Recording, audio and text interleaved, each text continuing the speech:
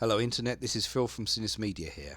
And this is Dionysian Industrial Complex. This is a net label I run, which is kind of industrial noise, this kind of stuff. It's got about 17 releases, and I'm currently working on a new WordPress blog for it. This is the BandCamp site where all the releases are.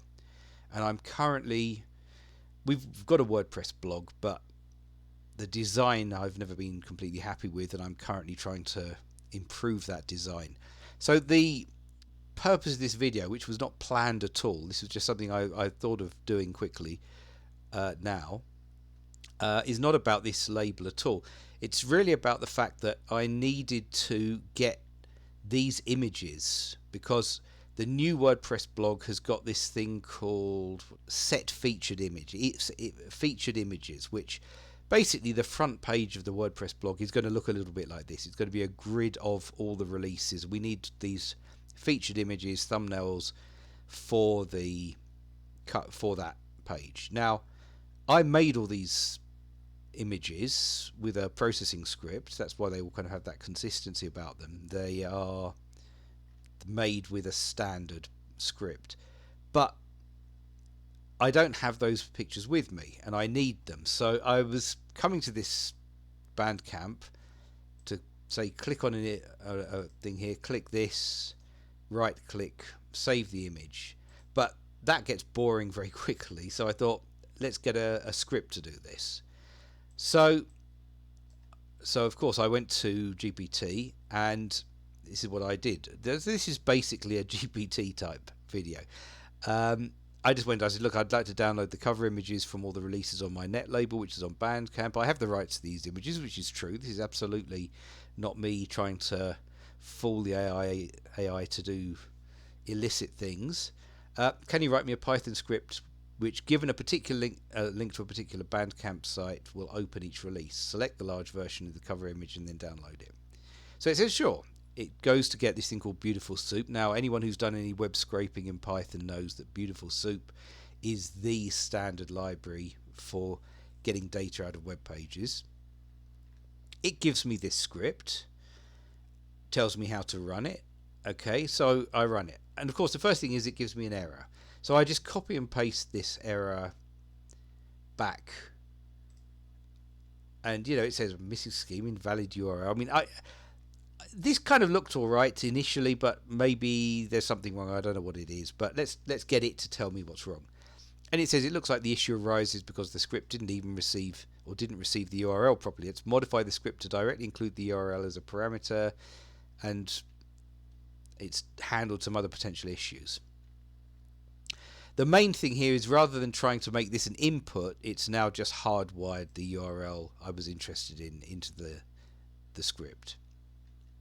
I ran it, and it says I ran it, and it didn't download any images. I tell it that. So it says, well, let's debug it, and it just starts putting in some of these extra sort of print debug statements, like failed to retrieve the BandCamp page, these things here, failed to retrieve the album page. It's kind of giving me more information when it fails. So again, I run that, and I notice it just says it found 0 images. Now, at this point, I'm guessing that although it sort of acts like it knows what a BandCamp page looks like, perhaps it doesn't really know the details of what the source of the BandCamp page looks like. It's quite a big thing. If you actually scroll down here, it's got thousands of lines to it, because web pages are big these days. So maybe it doesn't really know what that is, the structure to extract this information. So what do I say then? Can I upload the source of the BandCamp page we're looking at? Now, I get that by right-clicking here. I go to inspect. I go to this HTML at the top, and I say copy the outer HTML from there. I come back to this, and I can paste it in. Here's one I did earlier. In fact, in this version, it's 9,000 lines long, the whole thing. So it's a big piece of it's a big chunk of HTML. So I go to this where I can upload from my computer, and I do that. So it says sure you can upload the image, so I do it. Here's that HTML source I grabbed. And now it says, based on the HTML structure you provided, we can identify the albums and their respective cover images more effectively. Let's update the script to correctly parse and download the cover images. So here's the latest version of the script. I run it, and look, I'm saying just great. This is what I need. What does it do? Well, let's watch it in action. Here's the covers, which is empty. Let's run it. Now it tells me it's found 17 albums. It tells me it's processing each page, found the cover image, downloading the covers, and what we can see here is some of these images are now getting themselves downloaded, which is the result we want. So how does it actually do it? Let's have a look at the source code. I've made the text a bit bigger here.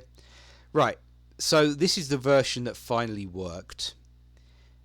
It's importing Beautiful Soup, which is the standard Python web scraping thing. There's a thing called download image here. You give it the URL. This is for when we're actually downloading the image. Request is the standard library for pulling stuff off the web. So we're just getting the value of that URL. If the response status code is 200, so it's really there, the picture is really there, we create a file name for it on our local machine.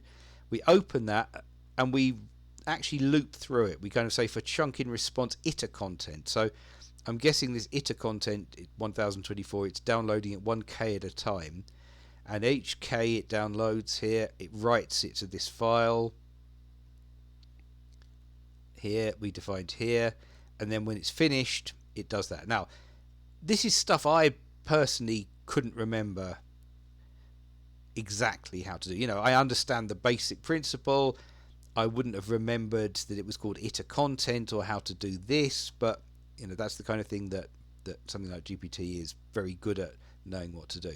So that downloads one image, but where do we get the images from? Well, we start off with this get cover images function, the BandCamp URL, check that the folders exist, check that the URL actually is correct, otherwise we just crash out. We make a Beautiful Soup here with the HTML parser on that content once we pull that page down. Now we're finding all the li class equals music grid items. So again, this is not something that I knew or had at my fingertips or knew off the top of my head, but it clearly worked out by looking at the source of that page that they were list item tags with the class music grid item. And I guess if we were to come back to, you know, this is the sort of thing that you as a person find you can't see the forest for the trees, or you can't find the needle in the haystack. But very obviously here on that page, let's try this one here. If we inspect it, li music grid item, yeah, here we go.